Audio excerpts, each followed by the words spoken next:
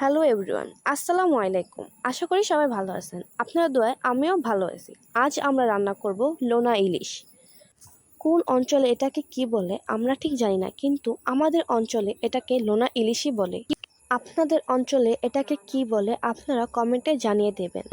প্রথমে আমার আম্মু লোনা ইলিশটা কেটে নিল, তারপর চুলায় গরম পানি বসিয়ে দিল লোনা ইলিশটা ধোয়ার জন্য। তারপর ঠান্ডা পানি দিয়ে ভালো করে পরিষ্কার করে নিল গরম পানি হতে হতে। গরম পানি হয়ে যাওয়ার পরে গরম পানি দিয়ে লোনা ইলিশটা ভালো করে পরিষ্কার করে নিল। আপনারা কিন্তু ভালো করে পরিষ্কার করে নেবেন।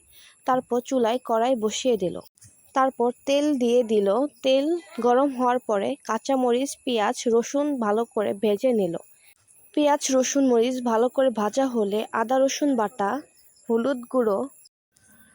এটা কিন্তু লোনা ইলিশ, তাই অত লবণ দেওয়া যাবে না, একদম অল্প পরিমাণে লবণ দিতে হবে। অল্প পরিমাণে লবণ দিয়ে গুঁড়া মরিচ দিয়ে ভালো করে মশলা এবং পেঁয়াজ মরিচ কষিয়ে নিলাম। কষানো শেষ হওয়ার পরে লোনা ইলিশটা দিয়ে দিলাম, তারপর ভালো করে ভেজে নিলাম। ভাজা হওয়া শেষ হয়ে অল্প পরিমাণে পানি দিয়ে কষিয়ে নিলাম। তারপর এটা আমরা ঢেকে দিলাম। আমাদের লোনা ইলিশ রান্না শেষ। পরিবেশন করতে করতে আমরা একটা ছোট্ট কথা বলি, আমাদের ফেসবুক পেজটি ফলো করে দেবেন, ইউটিউব চ্যানেলটি সাবস্ক্রাইব করে দেবেন।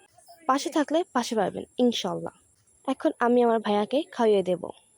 এটা একটু ঝাল করে রান্না করলে অনেক মজা। আজ তাহলে এখানে শেষ। আল্লাহ হাফেজ। আসসালামু আলাইকুম। সবাই ভালো থাকবেন। আসসালামু আলাইকুম। Thanks for watching my video.